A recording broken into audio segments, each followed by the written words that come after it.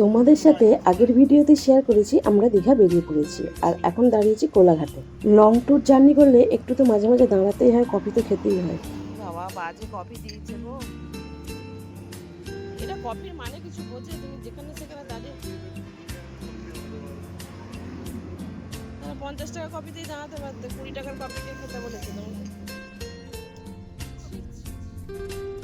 এই সেই দীঘার গেট, যেটা অধীর আগ্রহে সবাইকার দেখার জন্য, সবাই দেখার জন্য আর কি বসে থাকে। মানে কতদিন ধরে আসবো আসবো করছিলাম, টাইমই পাচ্ছিলাম না, সময় পাচ্ছিলাম না। এই হোলির দুদিন ছুটি পেয়েছি বলে চলে এসেছি। আমরা চলে এসেছি দীঘাতে, এখন হোটেল খুঁজছি। যেহেতু হোলি তো ওই জন্য পুরো হোটেলের রুম সব বুক। আমরা অনেক চেষ্টা করেছিলাম রুম বুক করে আসা, কিন্তু পারিনি ওখান থেকে। এখন বেরিয়েছি সকালবেলা বেরিয়েছি, মানে কি জাস্ট গাড়ি থেকে নামলাম, আমরা হোটেল বুক করতে যাচ্ছি। আর এই যে সমুদ্র, একটা ছিল সৈকত আবাস নাকি, এটা তো রুম নেই বলছে। দেখি এদিকে যাই।